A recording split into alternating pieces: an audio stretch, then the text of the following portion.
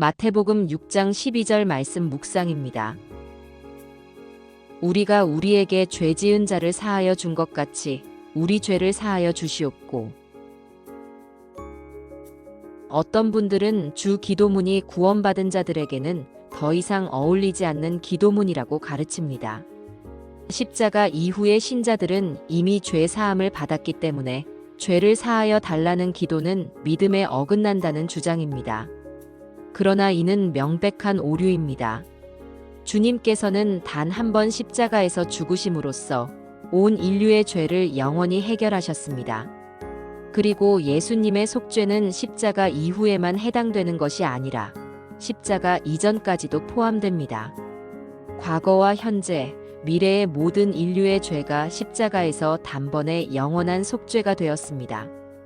그렇다면 저의 개인적인 과거, 현재, 미래의 죄 또한 십자가에서 단번에 해결되었다는 것은 너무도 당연한 일입니다. 그런데 미래의 죄도 이미 해결되었다는 사실을 오해하는 분들이 있습니다. 마치 미리 용서받고 이후에 죄를 짓는 과정으로 이해하는 것입니다. 이러한 해석은 방종하고 오만한 삶으로 이어집니다. 구원파는 십자가에서 모든 죄가 해결되었으니 더 이상 죄책감을 가질 필요가 없다고 주장하지만 이것은 궤변에 가깝습니다.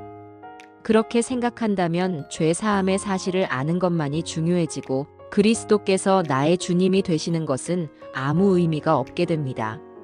그들이 놓친 것은 바로 그리스도를 믿는 믿음입니다. 구원은 단순히 죄 사함의 사실을 깨달음으로 얻어지는 것이 아니라 예수 그리스도께서 나의 주님이심을 믿음으로써 받는 것입니다. 그리스도께서 온 인류의 죄를 담당하셨으나 모든 인류가 죄 사함을 받은 것은 아닙니다. 죄 사함은 오직 믿는 자에게 주어지는 은혜입니다.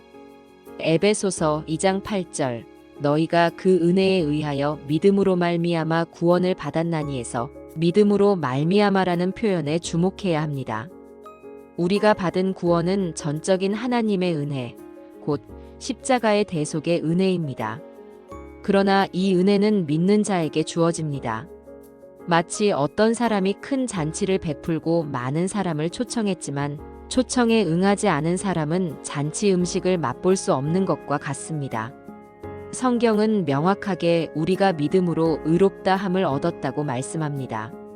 사도 바울은 이 모든 것을 죄 아래 가두었으니 이는 예수 그리스도를 믿음으로 말미암은 약속을 믿는 자들에게 주려 함이니라라고 말씀함으로써 죄 사함의 약속이 믿는 자에게 주어졌음을 거듭 확인하였습니다.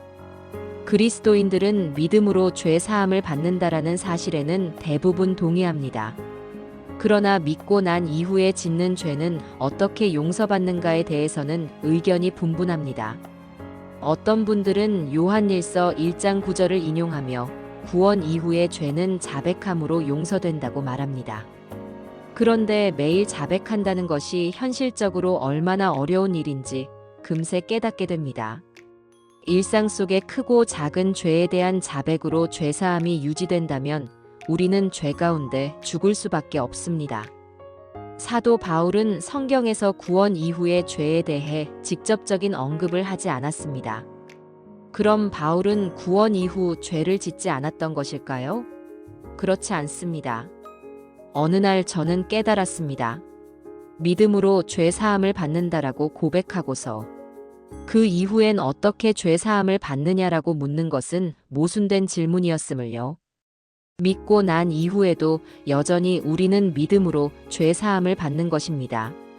복음에는 하나님의 의가 나타나 믿음으로 시작해 믿음으로 나아가며 의인은 오직 믿음으로 삽니다.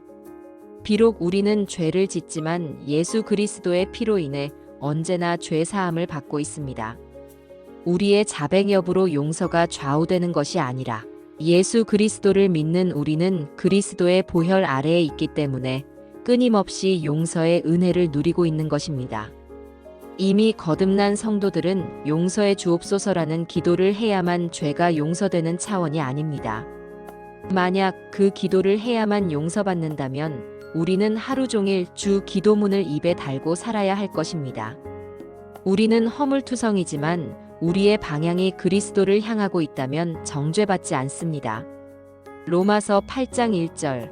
그러므로 그리스도 예수 안에 있는 자에게는 정죄함이 없나니. 물론 하나님께서 죄를 지적하시며 회개를 원하실 때가 있습니다. 그때는 당연히 인정하고 돌이켜야 합니다. 그것이 참된 자백입니다. 에베소 교회가 첫사랑을 잃었을 때 주님께서는 그들을 책망하시고 회개를 촉구하셨습니다. 그러나 주님은 현미경으로 우리의 죄를 트집 잡으시는 분이 아니라 우리의 방향이 잘못되었음을 바로잡으시는 분이십니다.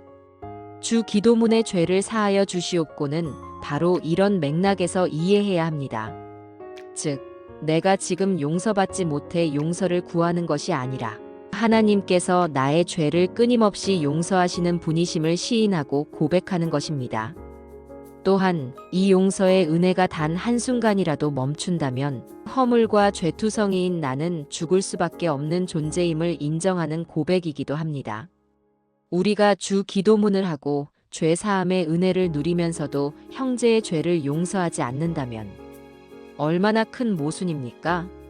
형제들을 용서해야 합니다. 그것이 용서받은 자의 마땅한 모습입니다. 주 예수님, 죄를 용서하시는 권한이 오직 주님께만 있음을 고백합니다. 매일 허물투성이인 저를 주님의 보혈로 정결케 하심을 감사합니다. 이 은혜 아래 있음을 기억하며 주님께서 저를 용서하신 것처럼 저도 사람들을 용서하겠습니다. 제 안에 이 용서의 은혜가 늘 넘쳐 주님과 화평을 누리고 사람들과도 화평하게 하여 주옵소서. 예수님 이름으로 기도합니다. 아멘.